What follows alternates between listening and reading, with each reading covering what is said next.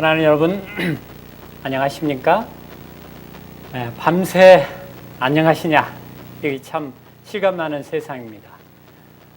여러분들이 참 그 코로나로 인해서 고생을 하시고, 참 그 나이가 드시고 고령인 분들, 또 그 만성질환을 가지고 오랫동안 이제 고생하신 분들이 밤새 이렇게 하루를 넘긴다는 것이 쉬운 일은 아닙니다.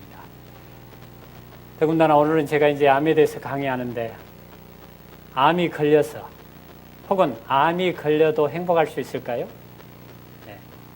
그런 분을 제가 오늘 소개하겠습니다. 송소희, 송소윤이라고 하는 자매입니다. 이 두 자매가 제가 첫 의사 면허증을 따고 늦지막하게 결혼을 해서 이제 예수요양병원에 의사가 없다 그래서 불이 나게 그곳에 가가지고 1998년 5월 달에 이 친구들이 이제 송소윤이라고 하는 어린 동생이죠. 이 동생이란 자매가 자궁암, 난소암, 임파암, 그 다음에 대장의 일부, 그래서 거의 온몸에 전이가 돼가지고 이제 병원 치료를 받게 됐습니다. 이 두 자매는 광주시라고 하는 데서 파리바게뜨를 운영하면서 그 빵집이 너무 잘 됐답니다. 그래가지고 하루에 4시간을 자고 그냥 잠 안 자는 것도 돈 모으는 재미 때문에 피곤한 줄 몰랐대요. 그리고 뭐 먹는 것도 뭐 파리바게뜨에서 잠깐 뭐 그런 거 뭐 그냥 먹다 남은 팔다 남은 빵이라든가 그다음에 뭐 우유라든가 뭐 이렇게 먹고 그렇게 그냥 연중무휴. 그게 다른 사람은 참 부러워했답니다. 다른 데는 장사도 잘 안 되는데 연중무휴로 이렇게 그냥 돈을 거의 긁어 모으다시피 하다 보니까 너무너무 좋았는데, 이미 말씀을 드린 것처럼 1998년 5월 달에 몸이 많이 피곤해지고 집에 와도 뭔 재미가 없고 그냥 눈물이 그렇게 나더라는 것입니다. 식욕도 떨어지고 그래서 너무 피곤하고, 그래서 병원에 갔더니 내과에 가니까 내과 질환은 아닌 것 같다고 초음파 비슷한 걸 하고 난 데는 이제 산부인과를 가보라고 해서 산부인과를 갔더니 방광과 난소 사이에 작은 물혹이 있다. 별거 아니다.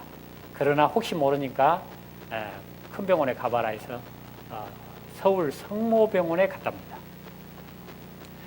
가지고 이제 그 의사 선생님이 아가씨니까 아직 시집도 안 가고 했으니까 절개를 하지 아니하고 복강경으로 이제 흉터가 거의 안 남게 그것만 제거해 보겠다 해가지고 수술실에 들어갔습니다. 근데 여러분, 수술을 하고 딱 깨어나 보니까 12시간이 흐른 것입니다. 그리고 자기 배에는 커다란 뭔 지네가 지나간 것처럼 이렇게 흉측하게 배꼽 밑으로 이제 그 자국이 나 있다는 것을 보게 됐습니다. 알고 봤더니 무럭 조그만 게 아니고 온몸에 퍼졌다는 것입니다. 그래서 항암제를 수도 없이 맞기 위하여 강주에서 서울까지 항암제를 맞으러 이제 다니는데 벌써 병원만 봐도 울렁거리더라는 것입니다. 그래가지고 이 항암제 저항암제도 안 들었든지 나중에 의사가 와가지고 4천만 원짜리 약이 있는데 특별히 당신에게 2천만 원을 해주겠다. 그런데 그 항암제를 맞으면서 머리가 뭉텅이로 다 빠지고 그 다음에 몸이 막 초췌해가는 걸 보고 그 엄마가 암 고치려다 애 죽겠다. 그래가지고는 포기하고 내려왔는데 그 언니가 이 동생을 어떻게 한번 살려볼 길이 없을까. 그래가지고 인터넷을 뒤지고 어떻게 해가지고 예수요양병원에 먼저 왔습니다. 와가지고 이렇게 쭉 살펴보니까 뭔 하나님을 믿는데고 뭐가 어찌고 하는데 어느 날 이제 새벽 기도에 딱 들어와가지고 딱 이렇게 봐가지고 하나님을 발견하게 됐습니다. 근데 이 언니가 오기 전에 이 언니도 몸이 피곤해가지고 동생이 그러니까 혹시나 자기도 뭔 문제가 있을까 하고 검사를 했더니 이 언니도 자궁암인 것입니다. 그래가지고 그 자궁암을 가진 상태로 저희 병원에 온 것입니다. 그래가지고 어느 날 나을 길이 있는 것 같은 살펴보다가 이제 그 하나님이란 분을 좀 알고 싶어가지고 그 하나님께 그렇게 기도를 했답니다.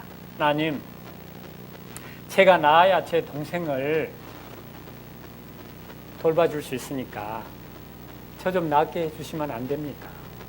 하나님께서는 낫게 해주실다고 제가 들었는데, 그렇게 하고는 이제 갔는데 이상하게 나은 느낌이 좀 들더랍니다.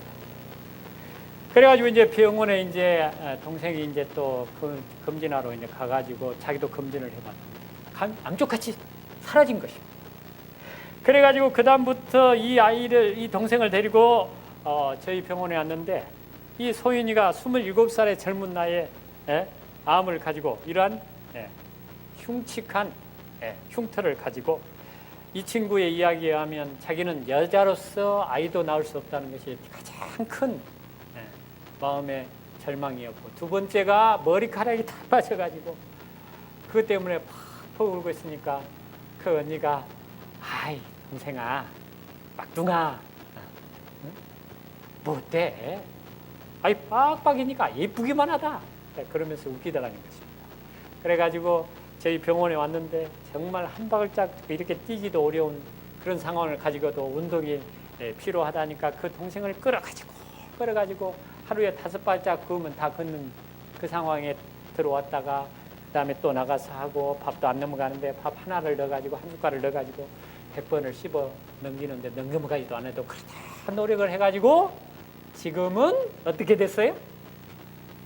그 모든 치료를 다 거부하고 완전히 건강하게 됐습니다. 그래서 심지어는 그 엄마도 59세 때 자궁경부암 진단을 받았는데 그 딸들하고 함께 제가 하라고 하는 이 하나님의 방법으로 건강해져서 지금 59세 때 그 진단을 받고 병원 치료를 이분은 포기했답니다. 그리고 나름대로 뭐 하기는 했는데 별로 제대로 안 했겠죠. 그러나 그 딸들이 알아가지고 제대로 시켜가지고 지금도 제가 최근에 전화를 해봤습니다. 혹시나 어머님 어떻게 되셨느냐 했더니 86세신데 지금 그런 대로 잘 살고 계시다는 것입니다. 그래서 여러분, 그러면서 이들이 뭐라 그래요? 행복하다고 이야기합니다. 그래서 이 송소인이라고 하는 친구는 이제 나아가지고 그 몸으로 이제 정말 절망 가운데 있는데 미국에 있는 어떤 분하고 남자하고 결혼을 해가지고 진도에서 건강 요양원을 하다가 지금 이제 그것을 이제 정리하고 화순에 와서 언니와 함께, 언니는 또 화순에서 또 건강 이런 요양원 비슷한 센터를 해가지고 환자들을 돌보는 그런 일을 하고 있습니다. 그래서 여러분, 암이 걸려도 행복할 수 있다는 사실입니다. 그래서 여러분, 혹시 암이 걸렸더라도 절대 절망하지 마시고 오늘 이 강의를 잘 들으셔서 건강과 행복을 찾는 여러분이 되시기를 바랍니다. 지금 단일 질병으로서는 전 세계적으로 가장 많은 사람들의 생명을 앗아가는 질병이 무엇이냐? 암입니다, 여러분. 그런데 그 암에 대한 가장 확실한 대책이 뭘까요? 지금 최첨단 의학 기계가 계속해서 제작되고 발견되고 발명되고 만들어지고 해마다 암 심포지엄 포럼이 열리고 그리고 밤과 낮을 새면서까지 암을 어떻게 해보기 위하여 연구하는 연구원들이 있음에도 불구하고 암이 걸리는 숫자는 갈수록 늘어가고 암으로 인한 사망률은 갈수록 증가. 왜 이런 일들이 계속될까요? 이 암에 대한 정체를 모르기 때문에 그렇습니다. 여러분, 기본을 알면 모든 것을 할 수 있게 되는 것입니다. 중국의 이 산시성이라고 하는 곳에 오단위 보육원이라고 하는 것이 있는데 거기에 태어난 아이들이 바로 이러한 아이들이 태어난다는 것입니다. 이 암의 정체를 알기 위해서는 이것을 알아야만 가능하기 때문에 제가 말씀을 드린 것입니다. 그래서 이 아이들이 척추가 원래는 이렇게 연골과 골이 이어져 가지고 일자형이 돼야 되는데 이 아이들 중에 일부는 척추 분리증이라고 해서 척추가 이어지지를 않고 분리되어 있는 것입니다. 그러니까 설 수가 없어요. 그리고 어떤 아이는 되뇌가 없는 것입니다. 그래서 손해를 가지고 기본적인 먹고 마시고 우는 정도만 하지 의사 전달을 한다든가 말을 하지를 못하는 것입니다. 문해아라 그러죠. 이런 아이들이 있다는 것입니다. 그리고 어떤 아이는 손가락이 없어요. 3개 있는 아이, 2개 있는 아이, 4개 있는 아이. 그래서 중국 정부에서 이들의 음식을 연구했더니 바로 통밀가루를 주식으로 수제비를 먹는다는 사실을 보게 됐습니다. 그리고 또 좀 더 생각을 하고 연구를 해봤더니 바로 겨울에 임신한 애들에게 그런 일이 생기더라는 것입니다. 그래서 더 이제 중국 베이징 의과대학을 비롯해서 수많은 과학자들과 의사들이 모여가지고 연구를 하고 연구를 거듭하다 보니까 바로 겨울에는 싱싱한 채소와 과일이 나지 않아서 그랬다는 사실을 발견하게 됐습니다. 그래서 알고 봤더니 바로 이러한 음식에 엽산이라고 하는 물질이 있어가지고 이 엽산이 부족하면은 이런 아이들이 태어난다는 사실을 보게 됐습니다. 그래서 중국 정부가 식물에서 추출한 엽산을 이 통밀가루에다 넣어가지고 음식으로 제공을 했더니 더 이상 그런 장애아들이 태어나지 않고 건강한 아이가 태어났다는 사실을 알게 됐습니다. 그래서 요즘에는 엽산이 풍부함에도 불구하고 바로 임신만 하면 임신부에게 엽산을 처방하는 일까지 생기게 됐습니다. 그러면 암이 대체 이것과 무슨 연관이 있느냐? 우리가 이 세상에 태어난 것은 사랑하는 엄마 아빠가 결혼을 해가지고 남자분에게서는 정자라는 세포가 나오고 여자분에게는 난자라는 세포가 나와서 그것이 어떻습니까? 사랑의 관계 속에 서로 만나게 되면은 수정이라는 것이 이루어져 가지고 그것이 나팔관을 통해서 자궁의 자리를 잡게 되는 것이 착상이라고 하는데 그 착상을 한 뒤에 이제 그 세포의 유전자의 정보에 따라 손도 나오고 발도 나오고 머리도 나오고 뇌도 나오고 척추도 나온다는 사실을 볼 수가 있는데 이것을 분화라고 하는 것입니다. 하나의 세포에서 각 기관과 모든 것들이 이렇게 나오는 것입니다.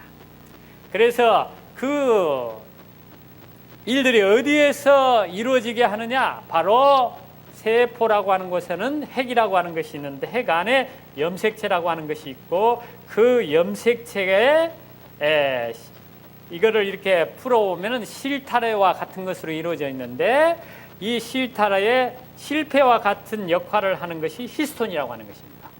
말하자면 설계도가 있는데 그 설계도가 이 실패에 감겨 있다는 것입니다. 그런데 이 실패에 감겨 있는 염색체가 마치 우리가 집을 짓기 위해서는 설계도를 이렇게 말아져 있는 설계도를 펴가지고 봐서 그것에 따라서 이렇게 집의 구조를 이렇게 이루듯이 이 유전자의 설계도, 유전자의 정보에 따라 그 우리 몸을 이렇게 만들어내야 되는데 이 유전자가 정보가 이제 풀어져야만이 그 일을 가능하게 하는데 이 히스톤에 이렇게 감겨져 있는 실패에 감겨져 있는 유전자를 풀어내게 하는데 중요한 역할을 하는 물질 중에 하나가 엽산이라고 합니다. 그러니까 이 엽산이 없으면 다른 물질이 다 있어도 유전자가 풀어지지 않아가지고 설계도가 익혀지지 않으니까 예를 들어서 이미 말씀을 드린 그 아이의 척추가 만들어져야 될 그 시기에 뭐 어떻습니까? 이게 풀어지지 않으면 척추가 안 만들어지는 것입니다. 뇌도 마찬가지고 뭐도 마찬가지예요? 손도 마찬가지입니다. 심장이 만들어져야 될 때 그런 일이 일어나지 않으면 심장이 안 만들어지면 어떻습니까? 혈액 공급이 안 되니까 유산이 되는 것입니다. 심장은 만들어지고 다른 것이 만들어지지 않을 때는 불완전한 아기지만 아기로서는 만들어져 가지고 나오기는 나오는데 그러한 장애아가 나온다는 사실을 볼 수가 있습니다. 그래서 엽산뿐만 아니고 베타인이라고 하는 물질이 이미 말씀을 드린 것처럼 필요한데, 이 엽산은 어디에 들어있느냐? 푸른 잎 채소나 과일에 들어있고 싱싱한, 그리고 베타인이라고 하는 물질은 바로 통곡류에 들어있다는 사실입니다. 그리고 이 아이가 태어나면 이 아이가 자랍니다.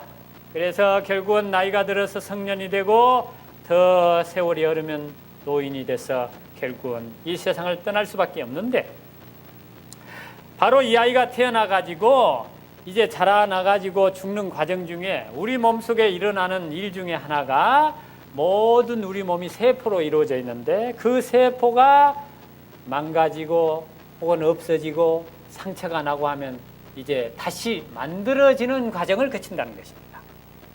그래서 예를 들어서 위는 2시간 30분 만에 만들어지고 백혈구는 3일 내지 20일, 다른 소장이나 대장이라는 세포는 15년 9개월, 점막세포는 5일, 피부세포는 이와 같이 모든 세포들이 일정한 수명이 있다는 것입니다. 수명이 있고 그것이 다시 만들어져야 없어지면 다시 만들어지는 그런 과정을 거쳐야 되는데, 그러한 과정을 무엇이라고 하느냐? 분열이라고 하는 것입니다. 분화는 하나의 세포가 여러 다른 기관으로 이렇게 만들어지는 게 분화하지만은, 분열은 똑같은 세포가 다시 만들어지게 되고 똑같은 세포가 나오는 것을 분열이라고 하는데, 이거를 체세포 분열이라고 이야기를 하는 것입니다. 그러니까 여러분의 어디 곳이 상처가 나면은 그와 똑같은 물질이 만들어져서 다시 보수하는 과정을 거치죠. 그런데 이러한 과정 중에 태어날 때 장애아가 태어나는 원인처럼 이러한 원인이 분열하는 세포에서 일어나면은 바로 염색체가 제대로 유전인자가 풀어지지 않으니까 제대로 된 세포가 나오지 않는 것이 바로 무엇이냐? 암이라고 하는 것입니다. 그러니까 이 유전자가 뭐한 것입니까? 변질이 되는 것이죠. 그리고 제대로 유전자가 안 만들어지는 것이죠. 그래서 그러한 일을 일으키는 데는 여러분이 암이 있으면 받는 방사선 치료도 그럴 수 있고, 여러분이 먹는 약물도 그럴 수 있고, 항암제도 그럴 수 있고, 사고 등도 그것을 유발하는 요인이 될 수 있다는 것입니다. 그래서 이러한 염색체가 그러면은 제대로 만들어지지도 않고 그것이 풀어지지도 않게 하는 그런 일들이 일어나게 되는데, 그 일 중에 하나가 염색체 구조가 이렇게 바뀌는 것입니다. 네? 그래서 염색체의 어떤 부분과 어떤 부분이 이렇게 떨어져 가지고 서로 위치를 바꿔서 붙는 것입니다. 왜냐하면 세포를 만드는 과정 중에 이 염색체가 있어야만이 세포가 만들어지기 때문에 그 세포가 유전자를 다시 이렇게 만드는 일을 하는 것입니다. 그리고 이 세포가 이렇게 뒤집어져 갖고 또 붙는 경우가 있습니다. 유전자가. 그걸 역이라고 이야기합니다. 그리고 어떤 세포의 염색체는 어떤 부분이 떨어져 나가고 그 나머지 부분이 만들어지는 것입니다. 그러니까 여러분, 우리 몸의 세포는 여러분이 어떤 재료를 제대로 음식을 통해서 넣어주지 않더라도 어떻게든지 여러분을 살려보기 위하여 나머지 것으로 만들어 보는 것들이, 엉성하게 만든 것들이 다 뭐라고요? 암이 될 수 있다는 것입니다. 다른 질병들도 유전적인 요인으로 이루어지지만 특별히 이 암은 그러한 일이 틀림이 없이 많이 일어난다는 사실을 볼 수가 있습니다. 그래서 일본 염색체에 이 염색체는 긴 쪽을 장환이라고 이야기하고 짧은 쪽을 단환이라고 하는데, 긴 쪽에 이러한 염색체에 문제가 있으면 전립선 암이 생기고, 22번 염색체에 단환에 문제가 있으면 만성 골수성 백혈병이 생긴다는 것입니다. 네? 그래서 여러분, 우리가 병을 이제 적어도 암에 대한 병을 고치기 위해서는 암이 생겼을 때 무조건 떼버리고 수술을 통해서 항암제로 때려 부시고 방사선으로 태워 죽여서 해결될 일이 아니라는 사실을 알 수가 있습니다. 바로 여러분의 망가진 염색체의 유전자를 정상으로 돌려주면 어때요? 낫는다는 것입니다. 그러면 이러한 염색체에 이상을 일으키는 생활 요인이 뭔가? 여러 가지 요인이 있습니다. 잠을 제대로 안 자도 그렇고 제때 안 자도 자야 될 시간을 안 자도 마찬가지입니다. 그래서 잠은 10시 전에 주무시고 저녁 적어도 8시간은 주무시는 것이 좋습니다. 그 다음에 운동을 규칙적으로 하셔야 됩니다.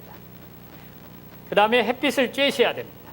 어떤 분은 또 햇빛을 쬐면 피부암이 걸린다고 염려를 하시는 분이 있습니다. 여러분, 무조건 햇빛을 쬐다고 피부암에 걸릴까요?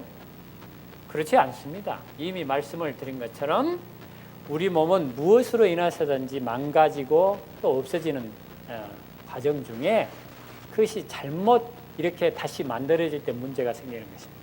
그 햇빛을 쬐어가지고 햇빛을 과도하게 쬐면 화상을 입어서 상처가 나고 그 피부가 상처가 났는데 그 상처가 다시 만들어지는 과정 중에 잘못된 세포가 나온 것이 암이기 때문에 비록 햇빛을 받아서 상처가 났더라도 여러분이 제대로 된 세포가 나오게만 하면은 햇빛을 많이 쬐도 문제가 돼요? 안 돼요? 안 된다는 것입니다. 그러니까 햇빛이 문제가 아니고 햇빛을 쬐는 여러분의 몸의 상태가 중요한 것입니다. 그러면 햇빛을 안 쬐면 좋으냐? 안 좋습니다. 피부는 하얀 분이 하얗게 돼가지고 남보기는 좋을지 몰라도 비타민 D라든가 이런 것들이 안 만들어지면 골다공증도 올 뿐만 아니라 비타민 D는 아주 강력한 항암제로서 암을 방지하는 일도 하는데 그런 일이 아무래도 더 부추기는 암을 일으키는 일에 부추기는 요소가 될 수 있겠죠. 그러니까 제 강의를 잘 들으시고 이렇게 사시면 햇빛에 대하여 두려워할 필요가 없는 것입니다. 물론 너무 햇빛을 쬐면은 암은 일어나지 않을지라도 화상으로 인한 흉터가 남을 수는 있겠죠. 어쨌든 그렇습니다. 그 다음에 물이 부족해도 마찬가지입니다. 여러분, 물이 있어야 여러분의 몸에 여러분 이미 말씀을 드린 것처럼 RNA라고 하는 것이 여러분의 설계도를 복사해 갖고 나오는데 물이 없으면 그 중간에 서는 것입니다. 여러분의 몸은 마치 호수와 같습니다. 여러분의 그 핵은 호수에 떠 있는 인공위성처럼 돼 있는 것입니다. 그래가지고 RNA가 이렇게 딱 받아와가지고 다른 곳에 전달을 해주고 하는 그런 일이 일어나야 되는데 그것이 바로 물을 통해서 일어나는데 물이 없으면 안 되겠죠. 그래서 물은 8컵 이상 드시는 것이 좋습니다. 그럼 또 어떤 분은 물을 얼마나 마셔야 되느냐 그렇게 이야기하는데 소변을 누보셔가지고 아주 옅은 노란색이든지 물색이어야 되는 것입니다.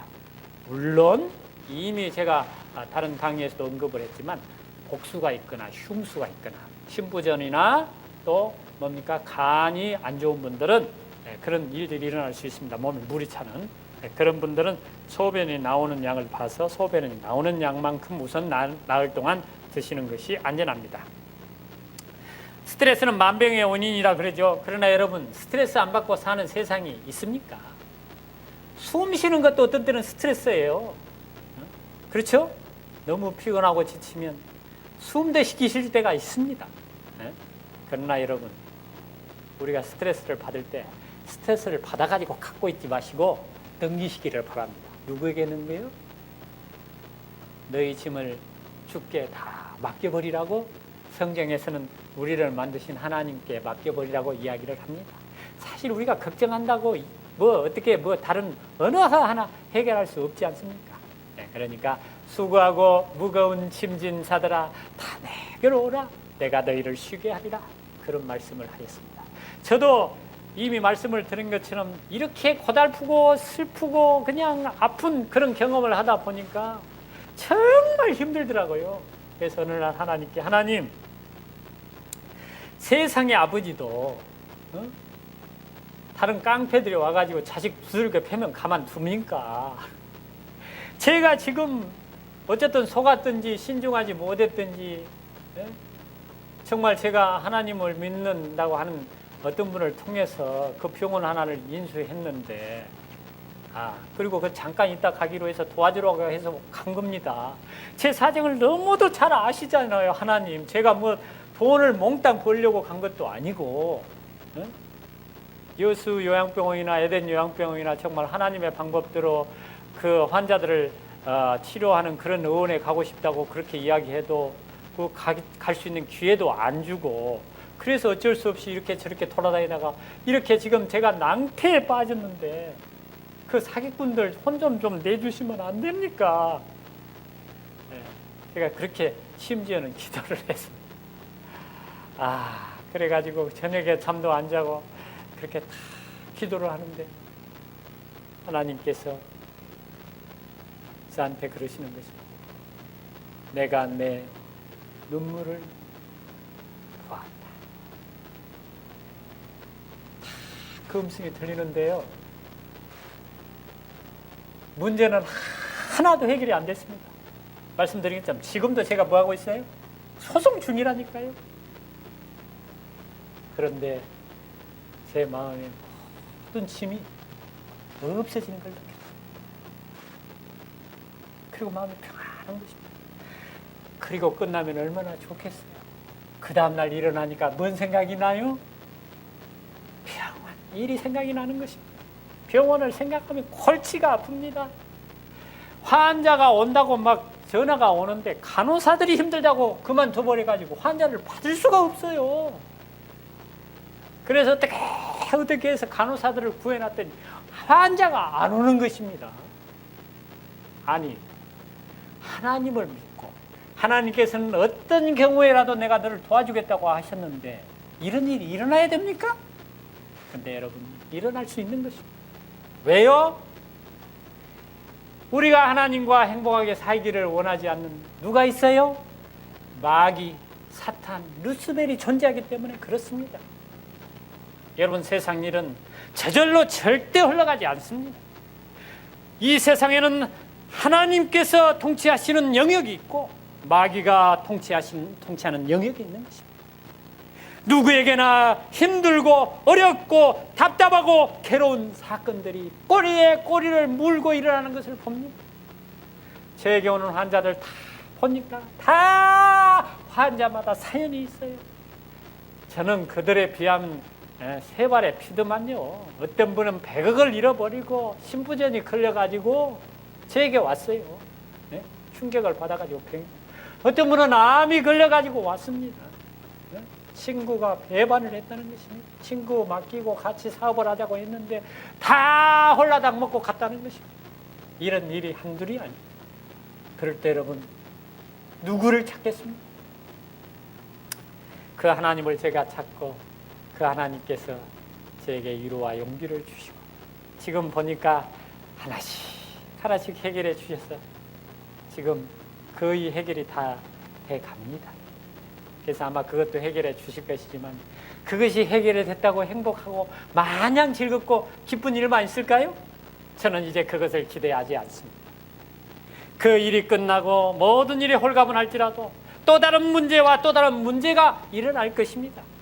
그러나 우리 곁에 하나님이 계시고 하나님께서 나를 도와주시고 하나님께서 모든 것을 견디고 이길 힘을 주실 것이라고 믿고 살아가는 것입니다. 그 다음에 음식의 종류가 있고 식사 습관이 있습니다. 음식은 어떻게 해야 되느냐? 현미 콩밥을 해서는 100% 잡곡밥을 드시는 게 좋습니다. 그리고 현미 먹어서 소화 안 된다는 분, 다 문제가 뭐냐? 씹지 않고 빨리 넘겨서 그렇습니다, 여러분. 그래서 그런 분들에게 제가 이야기하는 거는 밥은 밥대로 꼬드밥을 해갖고 드시라고. 아니, 뭐라고요? 꼬드밥을 하면 안 넘어가는데, 그러니까 씹으라는 것입니다. 그래서 꼬드밥을 해가지고 그냥 바람에 눌려갈 그럴 꼬드밥을 해서 입에서 죽이 되도록 씹으면 그 밥 자체로서의 맛이 있습니다. 그 다음에 채소, 반찬, 이런 여러 가지 반찬을 드시면 반찬이 굳이 짤 이유가 없습니다. 네? 그렇게 드시고, 어떤 분은 죽어도 또 현미는 못 먹겠다는 분이 있습니다. 그럼 어떻게 해야 돼요? 흰밥을 먹고 쌀게라도 드셔야 됩니다. 그래서 그런 분들은 이제 떡을 해서 드신다든가 통밀빵이나 현미빵이나 이런 것을 해서 드시는 방법이 있습니다. 그러나 여러분, 하나님의 말씀을 액면 그대로 따라가시려고 애를 쓰시고 어떻게든지 그렇게 안 할 방법을 취하려고 하지 마시고 어떻게든지 그렇게 할 방법을 찾으시기를 바랍니다. 하나님의 말씀대로 사는 일에 목숨을 거시기를 바랍니다. 먹고 마시고 사업을 하는 모든 문제에 있어서 그렇게 하시면 하나님께서 여러분의 삶을 주장하시는 것을 보게 될 것입니다. 먹는 음식의 종류도 중요하지만 식사 습관도 중요합니다. 그래서 이미 말씀을 드린 것처럼 잘 씹어 드시고 식사 사이사이 간식은 하지 마시기를 바랍니다. 사과 한 쪽이나 땅콩 한 알이라도 식사와 식사 사이에는 안 먹는 것이 좋다고 선지자는 이야기하고 있습니다. 그리고 저녁 식사는 5시 전에 끝내는 것이 좋습니다. 이렇게 하는 이런 습관들을 통하여 여러분이 어떤 종류의 질병이든지 태어날 때 팔이 없다든가 다리가 하나가 없다든가 이런 것 외에는 다 나은 것을 제가 봤습니다. 그러니까 그렇게 여러분이 확신을 가지시고 하시기를 바랍니다. 그러나 이러한 모든 것 중에 가장 중요한 것이 무엇인가? 운동과 음식이라는 것을 알게 됐습니다. 운동은 여러분이 어제 저녁에도 말씀을 드린 것처럼 질병을 치료하는 가장 효과적인 수단 중에 하나니까 열심히 하시기를 바랍니다. 일주일에 3-4번 정도 땀 흘리는 운동을 하는 것이 좋고 식사 후 2시간 이후에 공복에 하는 것이 좋습니다. 물은 공복에 마시는 것이 좋고요. 그러면 이러한 육식을 함으로 왜 그러한 질병이 생기는가? 특별히 암이 생기는가? 영양을 좋은 음식이라도 많이 먹으면 여러분의 몸은 탄수화물이라고 할지라도 그것이 당이라고 할지라도 그 당을 지방으로 바꿉니다. 콜레스테롤하고 지방으로 바꾸면 이것이 여성인은 여성 호르몬을 증가시켜서 유방과 자궁과 난소암이 생기면 그것을 크게 하고 퍼지게 하는데 아주 주된 역할을 합니다.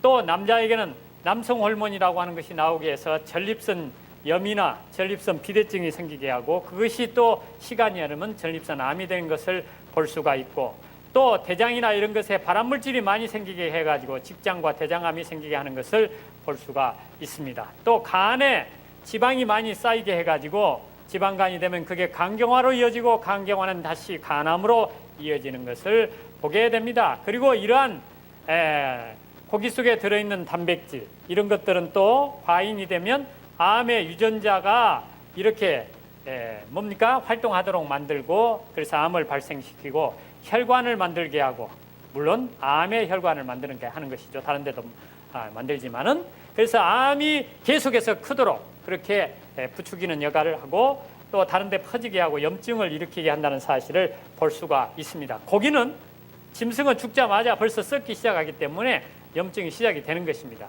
그것이 여러분의 몸속에 들어오면 전이를 시키고 그 다음에 암이 더 많이 퍼지게 하는 요소가 될 수 있다는 사실을 볼 수가 있습니다. 또 고기 속에 많이 들어있는 메치오닌이라고 하는 물질, 아미노산은 면역 물질을 억제시켜 가지고 바로 모든 질병, 특별히 암을 일으키게 하는 요인이 될 수 있다는 것입니다. 그래서 여러 연구 결과에 의하면 바로 폐암이나 림프암이나 유방암이나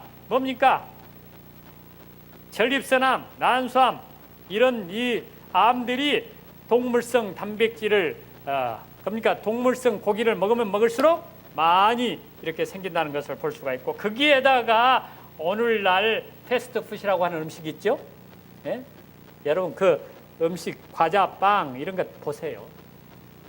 그 헤아릴 수 없고 여러분 알지도 못하는 그러한 식품 첨가물이 말도 할 수 없이 많습니다. 예? 그런 것들이 여러분의 몸속에 들어오면 여러분의 면역력에 이상을 일으켜서 자가 면역병을 비롯한 암을 일으킨다는 사실을 역시 잡지에서 볼 수가 있습니다.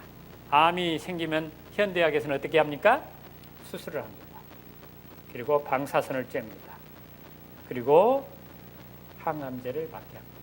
이미 말씀을 드린 것처럼 암은 이런 걸로 절대 치료가 되지 아니합니다. 없앨 수는 있겠죠, 순간. 그러나 여러분 수술을 하면 생활을 바꾸지 아니하고 수술하면 수술하는 과정 중에 염증이 생기니까 오히려 암을 더 퍼지게 하고 전이하는 효과가 있습니다. 물론 수술한 뒤에 어떻게 하면 돼요? 제가 하는 대로 이렇게 철저히 하면은 그 이상 암이 퍼지게 하지 않고 회복할 수가 있겠죠.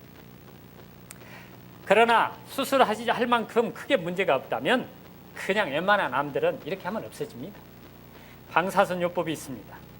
여러분 죄송한 이야기인데 최근에 제가 사랑하고 아끼는 목사님 사모님으로부터 자기 오빠가 암에 걸렸다는 이야기를 작년에 들었습니다. 그래서 이렇게 하라고 했더니 암이 더 이상 자라지 않고 괜찮아 했는데 뭔 일인지 스트레스를 받고 음식은 분명히 제가 하라는 대로 했는데 문제가 생겼습니다. 재발을 했어요. 그래서 처음에는 림프암으로 생각을 했더니 비인강암에서 림프로 전이가 되고 그것이 다시 간으로까지 전이됐다는 그런 이야기를 들었습니다. 그래가지고 이분이 이제 믿지 않는 가족들이 있어가지고 그렇게 해봤자 결국은 재발하고 전이 됐지 않냐. 현대약을 절대 무시해서는 안 된다. 해가지고 치료를 받아라고 그렇게 하니까 이분들도 어떤 의미에서는 할 말이 없죠. 나름 하라고 제가 하라는 대로 했는데 그렇게 퍼져가지고 커지고 그러니까 이분들이 그 말을 들었습니다. 그래서 이제 우리나라에서 내노란 병원, 삼성병원에 가가지고 방사선 치료도 하고 항암제를 맞았어요. 그랬더니 어떻게 됐어요? 암이 감쪽같이 다 사라졌어요. 그래서 너무너무 좋아해가지고 갔습니다. 가가지고 집에서 생활을 했는데 한 달 만에 옆구리가 너무 아파가지고 병원에 갔다. 이게 웬일입니까? 간에 모두 다 퍼진 것이에요. 그래가지고 저한테 그때 전화가 왔어요. 제가 쟤 진짜 전화가 안 했냐 이렇게 물었죠. 네? 그랬더라면 제가 그때 이제 조안을 들었더라면 항암제를 맞아도 한두 번 맞고 방사선도 한두 번 하고 말아야지.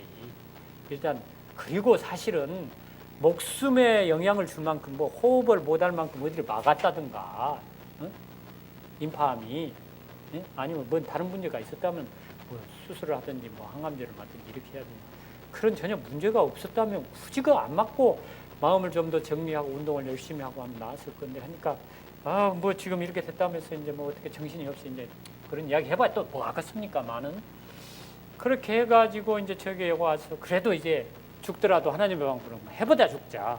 삼성병원에서는 많이 살면 6개월인데 항암제 맞으면 그것도 장담은 못한다. 며칠 만에 죽을 수도 있고 어떻게 들으면 이제 한 3개월이나 6개월 살 수가 있다. 그래가지고 이제 제가 이제 뭐 나름대로 뭐 이제 제가 지금 뭐 말씀을 드린 것처럼 뭐 병원이 있는 것도 아니고 입원실도 있는 것도 아니고 그래가지고 제 옆으로 오겠다는데 어떻게 그럴 수도 못하고 어떻게 해가지고 이제 삼육병원에 입원을 시키고 제가 이제 왔다 갔다 하면서 뭘 좀 해보긴 해봤는데 드시지를 못합니다.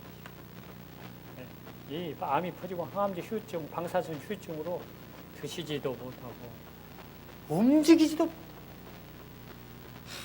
그래가지고 날이 갈수록 그냥 완전히 체력이 떨어지고 하는데 결국은 한 달도 못 돼서 유명을 달리하는 그런 사실을 제가 목격하면서 참 안타까운 생각이 들었습니다. 여러분 눈에 보이는 것에 절대 속지 마시기를 바랍니다. 눈에 보이는 것이 믿을만하고 얼마나 좋아했겠어요. 항암제 맞고 하니까 싹 없어진 것입니다. 그런데 한 달 만에 그렇게 된 사실을 보면서 이 모든 것들은 결코 치료제가 아니다. 어떻게 하는 거예요? 바로 체력과 힘이 있을 때, 먹을 수 있을 때 먹고 움직이고 적극적인 태도를 가지고 살면 사실 별것도 아닙니다. 지금 또 제가 지나가면서 말씀을 드리겠지만 여기 보면은 다 인터넷에 찾아보면 찾을 수 있고 그래서 이분들에게 뭐 동의를 얻지 않고 여기에 이제 기록을 했습니다만 이분들이 다 이해를 해주시라고 믿습니다. 고창순이라고 하는 이분은 김현상 대통령 주치의도 하시고 서울대 병원장도 지내신 그런 분입니다. 그런데 이분은 20대부터 60대까지 3번에 걸친 암과에 투쟁해서 꿋꿋하게 살아남았습니다. 그래가지고 나중에는 대장암이 걸리고 그 다음에 그런 상황에서 국가고시를 치르고 병원장 시절에서도 12진영 암과 정년 퇴임을 하면서는 또 간암 진단을 받고 이렇게 했습니다. 그런데 이분의 특징은 무엇인가? 여러분 잘 들으시기를 바랍니다. 수술은 하되 항암제나 방사선은 받지 않는다. 그러나 고기는 먹고 싶은 대로 먹는다. 채소도 먹고 운동도 열심히 하고 그까짓 뭐 기죽지 마라. 그런 책까지 썼어. 자, 여기서 여러분 배울 교훈이 뭡니까? 수술을 해가지고 떼내도 고기를 드시면 어떻게 된다고요? 퍼지는 것을 막을 수가 없다. 근데 이분은 생기면 떼내고 먹고 그렇게 하겠다는 것입니다. 그리고 얼마나 낙천적인지 모릅니다. 네, 그것이 아주 큰 역할을 했습니다. 마음은 질병을 이기는 가장 효과적인 수단 중에 하나다. 선지자는 그렇게 이야기하고 있습니다. 여러분 어떤 분은 하루에 3,000번씩 웃고 암이 나았던 분도 있습니다. 그러니까 여러분 마음이 그만큼 중요한 것입니다. 두 번째 분은 이대라고 하신 분입니다. 세브란스 병원에서 유방암 수술의 권위자입니다. 근데 이분도 암이 걸렸어요. 그렇게 갖고 어떻게 했을까? 이분은 자기가 환자들에게 치료하는 그 방법을 그대로 다 따랐습니다. 수술하고 항암제도 맞고 방사선도 하고. 그래서 어떻게 했어요? 12번을 재발을 했어요. 그리고는 결국 돌아가셨죠. 마지막 분은 김성규라고 하는 의사입니다. 일산에서 가정의학과 진료를 하면서 역시 대장암이 걸렸어요. 그런데 이분은 수술 후에 다른 모든 치료를 거부하고 지리산에 들어갔어요. 그리고 지리산에서 약초를 캐면서 태극근을 하고 그 다음에 아주 모든 진료를 이제 그만두고 여유롭게 지냈습니다. 어떻게 됐을까요? 지금도 살아있습니다. 한국암협회 회장까지 하고 있습니다. 이분은 강성배라고 한 분입니다. 그런데 암이 걸렸습니다. 암이 걸려가지고 간에 암이 걸려서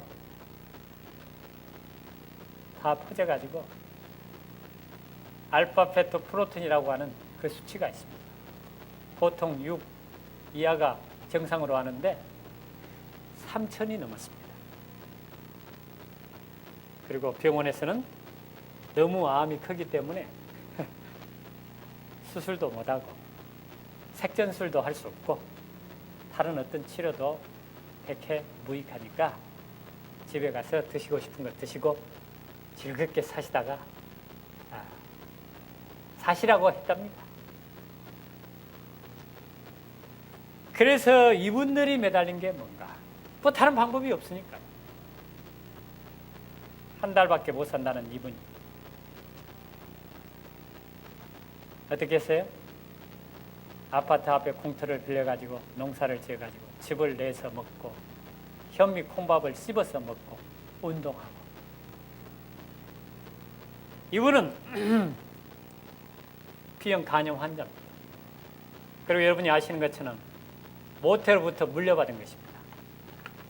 그런 분들은 항체도 잘 생기지 않을 분들은 평생 나을 수 없다는 것이 현대의학의 지론입니다. 그러나 여러분 꼭 그런 것만은 아닙니다. 제가 많은 B형 간염 환자들을 봤는데 모성으로 왔든지 후천적으로 얻었든지 간에 이 생활을 제가 가르치는 이 방법, 하나님의 방법으로 항체가 생기고 이분도 암이 낫습니다. 지금도 건강하게 살고 있습니다. 이분이 암의 진단을 받고 영정사진을 찍었답니다. 한 달밖에 못 산다고 합니다. 변변찮은 가족사진 하나 없었지만 그렇게 살기 위하여 발버둥 치며 열심히 살아왔지만 결국 죽어야 된다는 사실을 알고 죽을 준비를 하고 저 사진을 찍고 나서 속으로 가슴으로 엄청나게 울었다고 했습니다. 그런 아이들에게 희망의 비줄기를 던져준 그게 뭐라고요? 항암제도 방사선 수술도 아니었습니다. 바로 하나님의 방법이었습니다. 왜 그럴까요? 여기 여러 종류의 차가 있습니다. 어떤 차는 석유를, 디젤을 연료로 쓰고 어떤 차는 가솔린, 휘발유를 연료로 씁니다. 어떤 차는 가스를 연료로 씁니다. 왜 그렇습니까?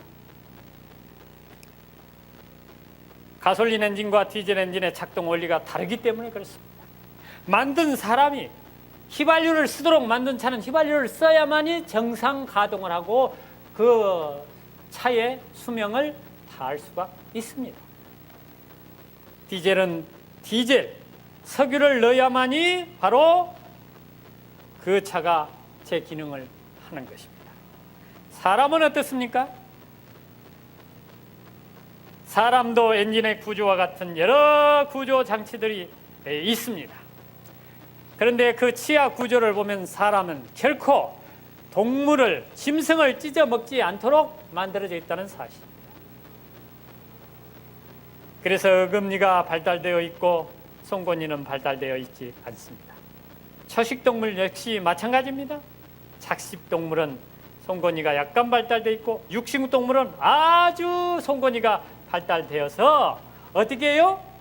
짐승을 잡자마자 씹지도 않고 그냥 삼켜버리는 것을 볼 수가 있습니다. 뱀과 같은 경우도 어떻습니까? 통째로 삼켜버리죠. 그래도 소화가 되도록 그 구조가 되어 있습니다. 그리고 사람이나 동물의 침은 약 한 칼이지만 육식동물의 침은 산성이라는 것입니다. 이제 고기들, 썩은 고기도 먹어야 되기 때문에 이 동물들은 상한 것을 먹기 위해서는 그 산이라고 하는 것으로 소독을 해야 되니까 바로 산성침이 나온다는 것을 볼 수가 있습니다. 장의 길이를 봤을 때도 사람은 채식동물로서 초식동물에 가깝다는 사실을 알 수가 있습니다. 반면에 육식동물은 그 소화기관의 크기가, 내장의 크기가, 길이가 작다는 것을 볼 수가 있습니다. 위에, 여러분의 위에서 산이 나오죠. 단백질을 소화하기 위하여. 위 산성도가 초식동물의 10배라는 것입니다. 육식동물은.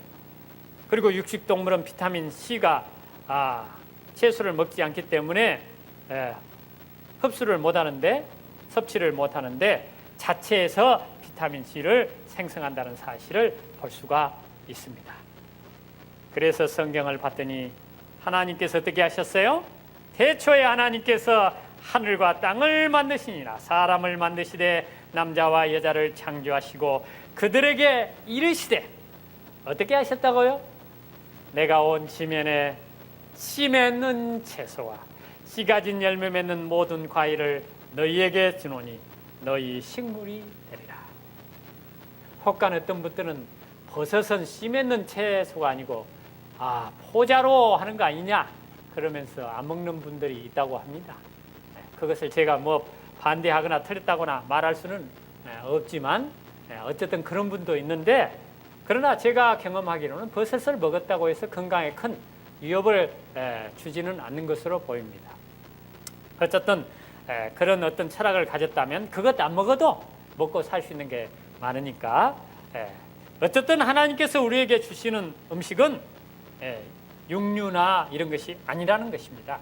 그리고 가공식품도 아니라는 것입니다. 가능한 자연스러운 상태에서 요리를 해서 입에서 죽이 되도록 잘 씹어 먹는 것이 건강을 유지하는 가장 좋은 사실 중에 하나라는 것을 알 수가 있습니다. 선지자도 뭐라고 이야기합니까? 질병은 인체의 생리가 깨어진 것이므로 그 인체의 생리를 창조하신 분의 원래 계획대로 돌려주면 어떻게 한다고요? 약을 쓰지 않아도 하나님이 주신 자체 회복력으로 질병을 능히 이겨낼 수 있다. 그러나 약을 먹으면 인체 생리 질서가 교란되어 자체 회복력을 잃을 뿐 아니라 약의 독성으로 도리어 질병이 생겨 남은 생에는 약의 독성과 싸우지 않는. 사랑하는 여러분, 하나님께서 호세아를 통하여 우리에게 주신 말씀이 뭡니까? 내 백성이 지식이 없으므로 망하는도다. 그렇게 말하고 있습니다. 이러한 분명한 지식이 있음에도 불구하고 왜 하나님의 백성들이 병이 걸립니까? 현대의학에 의존했습니다. 나을 수도 없는 방법으로 고통과 괴로움과 슬픔 속에 눕는지 저는 참 안타깝습니다.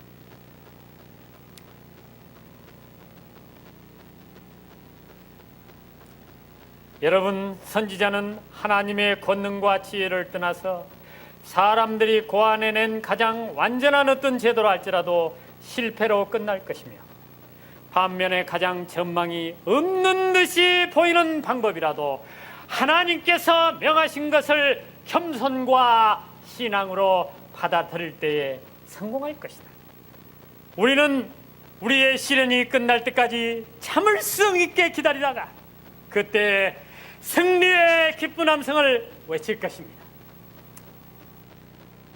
이분은 우리는 잘 알지 못하는 분이지만 세계적으로 아주 유명한 분입니다. 이희돈이라고 하는 분인데요. 쌍둥이 빌딩에서 세계 무역 센터에 이제 본부가 있는데, 그 당시에 여기에서 회의가 이제 뭡니까? 그날 열리기로 했었는데, 이분이 설사가 나가 회의에 참석을 못해서 자기가 그 위기를 모면했다는 이야기를 들었습니다. 그리고 이분이 스페인으로 유학을 갈 때 부모님들이 이분에게 돈 한 푼 주지 않냐고 편지 한 장을 줬는데, 자기는 그 안에 뭐 수표나 이런 것이 들은 줄로 생각을 했답니다. 그래가지고 펴보지 않고 편도만 그것도 비행기로 갔는데 돈 한 푼 주지 않고 그 편지 봉투 하나 주길래 그것을 가지고 이제 딱 자리에 앉아서 스페인으로, 그 당시에 아주 이제 지금이야 스페인이 그렇게 세계적으로 유명한 그런 곳은 아니지만 그 당시에는 아주 세계적으로 유명했답니다. 지금의 미국이나만큼이나. 그렇게 해가지고 거기에 갔었는데, 거기에서 이제 가기 전에 이 비행기를 타가지고 그 봉투를 부랴부랴 열어보니까 그 봉투에 내 조상의 하나님이 도우시리라, 그런 말이 있었답니다. 그만큼 이 부모님들은 그 당시에도 선교사들에게 자금을 댔었지만 자식의 교육을 위해서는 한 푼도 주지 않았다는 그런 사실을 제가 보면서 참 믿음 좋은 어머니와 아버지, 그리고 믿음 좋은 아들이구나 하는 것을 느끼게 됐습니다. 이분이 스페인에 가서 우여곡절을 가진 고생을 하면서 그 모든 수업을 마치고 5개 국어를 하고, 그 다음에 세계무역센터 최초로, 동양인으로서는 최초로 최연소로 부총재가 되었다는 그런 이야기를 들었습니다. 그런데 이분이 이제 거기에서 근무를 하고 있으면서 이제 작년인가 2014년도죠. 5월 달에 한국에서 연락이 왔답니다. 급전이 왔는데 어머니가 유독하다는 이야기를 들었어요. 그래가지고 아무리 자기는 바빠도 가족을 위한 것이 최우선이랍니다. 그래서 아무리 자기가 세계 무역 총재로서 바쁘고 힘들지만 가족하고 시간을 보내는 일이라든가 가족의 어떤 모임에, 그리고 첫 번째는 교회에 결코 빠지지 않는다는 것입니다. 그래서 작은 교회지만 비행기를 타든지 무엇을 하든지 간에 예배를 드리는 날에는 그곳에 간다는 것입니다. 비록 우리 교인은 아닙니다. 그러나 하나님을 위한 헌신과 믿음은 그 어떤 사람도 따라갈 수 있을 만큼 그런 분입니다. 그래서 이제 이분이 한국에 온 가족들을 데리고 왔답니다.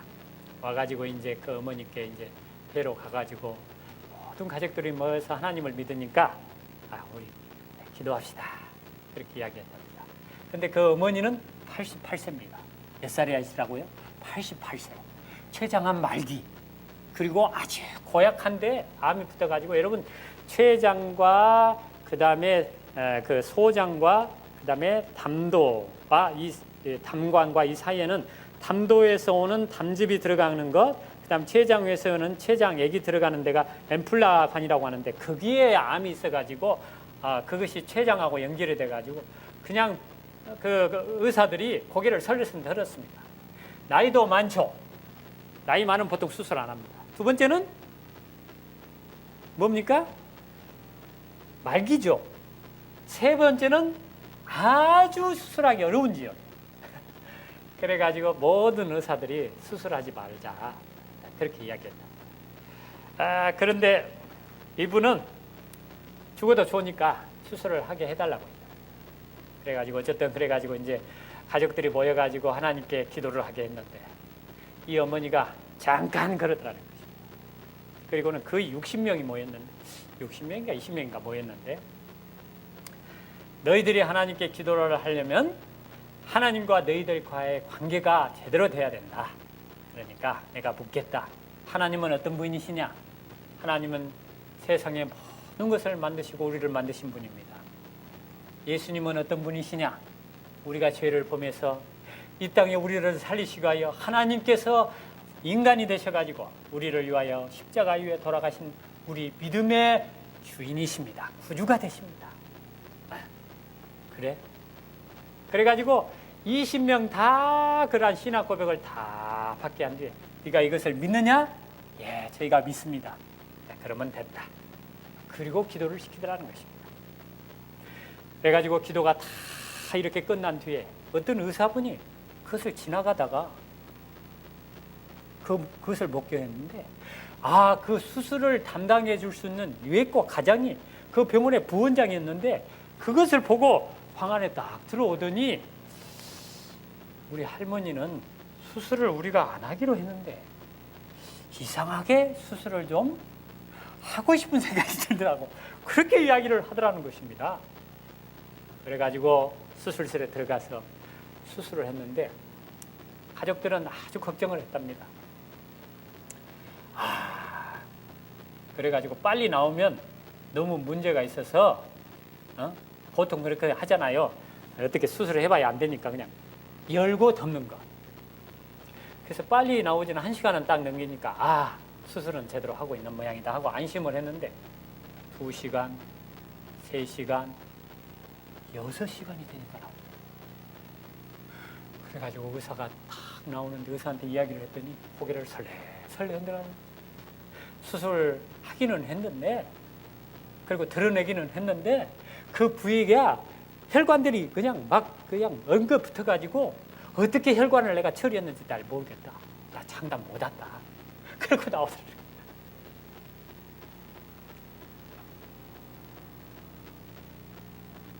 그래가지고 시간이 흘러 6시간이 됐는데 깨지 않고 죽을 줄 알았던 이 어머니가 깨어나고 살아난 것입니다.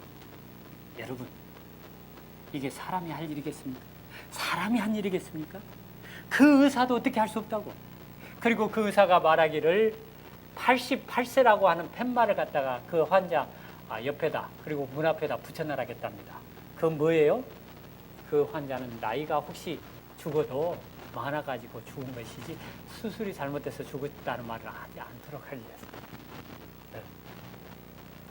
그런데 의사의 생각과는 달리 이 어머니가 멀쩡하게 살아가지고 웃고 즐기고 다니는데 그 의사 선생님이 말을 하기를 나는 이 병원에 있으면서 웃고 히득거리고 떠드는 암 환자 가족은 당신들이 처음이다 그랬다. 그리고 이분들은 이 기별을 모르잖아요. 그래서 항암제를 맞으러 다니는데 이분은 항암제를 맞을 때 얼마나 고통이 심하고 힘든데 이분은 항암제를 맞으면서 마치 결혼식에 가는 신부처럼 즐겁게 가더라는 것입니다. 그래서 이 아들이 물었습니다. 아니 어머니, 다른 사람들은 그냥 신음소리 나오면서 그냥 기가 죽어 나오는데 어머니는 어떻게 그렇게 하냐. 나 전도하러 간다 그러는 것입니다. 그러면서 항암제 맞기 위하여 줄줄이 앉아 누워있는 그 환자들에게 웃으면서 예수님을 믿으면 너무 좋다는 이야기를 하는데 환자들이 와가지고 이 가족들에게 정말로 예수님을 믿으면 그렇게 좋으냐고 그렇게 묻더라는 것입니다. 여러분, 그런 이분이 그 암이 어떻게 하겠습니까? 그 항암제의 독이 어떻게 하겠어요? 저는 성경의 약속의 말씀을 믿습니다. 믿어지게 되는 것입니다. 예수님께서 말씀하시기를 나를 믿는 자는 무슨 독을 마실지라도 죽지 아니하리라. 그 약속의 성취를 저는 보는 것입니다. 그러므로 여러분, 어떤 심한 병이 걸리고 어떤 인생의 문제에 고난이 와고 어떤 가정 형편이 어렵든지 간에 이 하나님을 의지하시고 믿음으로 사시고 힘들고 어려워도 하나님이 내 편이시라 내게 두려움이 없나니 사람이 내게 어찌하리까. 하나님이 우리를 위하시면 누가 우리를 대적하리요 하는 그 약속의 말씀을 믿고 힘있고 건강하고 행복하게, 비록 힘들고 어렵고 불행투성이고 모든 것이 암울한 이 시기에 가장 큰 희망을 가지고 사시는 여러분과 제가 되기를 바라면서 말씀을 마치겠습니다.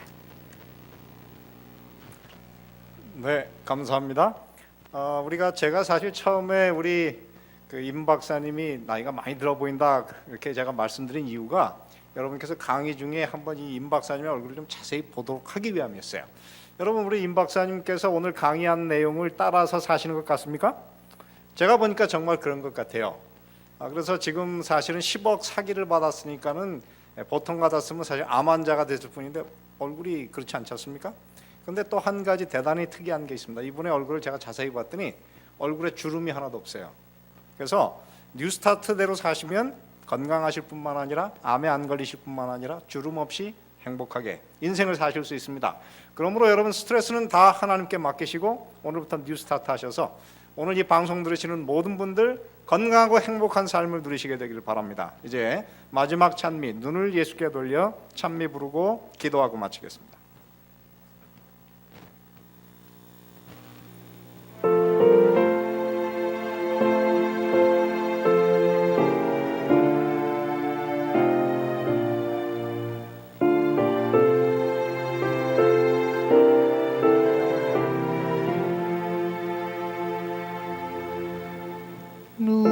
눈을 예수께 돌려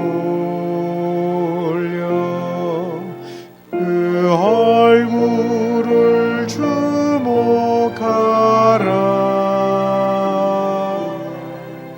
그의 영광스러운 광채에 세상 영화는 사라지네. 하늘에 계신 아버지 하나님, 저희들에게 임기동 박사님을 보내주셔서 저희들 지난 어제부터 오늘까지 귀한 생명의 말씀을 듣게 해주시고 또 그의 삶을 통해서 그가 만난 하나님 그리고 그 건강 원리에 대해서 우리가 함께 공부할 수 있도록 은혜를 주시니 고맙습니다. 저희들도 뉴스타트의 8가지 원리들을 우리의 삶에 잘 실천할 수 있도록 도와주셔서 이 땅에 많은 스트레스와 많은 고통과 질병이 있는 가운데 저희들 오늘부터 살아계신 하나님을 믿고 우리의 모든 마음의 스트레스는 하나님께 내어 맡기고 그리고 저희들 건강 식생활, 운동, 그리고 잠, 휴식 그 모든 것들 이 성경에 말씀하신 그 건강 원리들을 우리의 삶에 실천할 수 있도록 도와주셔서 오늘 질병 중에 있는 사람들은 그 질병으로부터 치료를 받을 수 있도록 도와주시고 사람의 힘으로 헤어나올 수 없는 문제에 빠진 사람들은 하나님의 능력을 붙들고 그 모든 시련과 고통으로부터 빠져나오는 하나님의 크신 은혜를 경험하도록 은혜를 베풀어 주시옵소서. 오늘 참으로 들은 이 말씀이 우리의 삶을 온전히 변화시키고 건강하게 하시며 또한 살아계신 하나님을 붙들고 구원에까지 이룰 수 있도록 은혜를 베풀어 주시기를 예수 그리스도의 이름으로 간절히 기도드리옵나이다.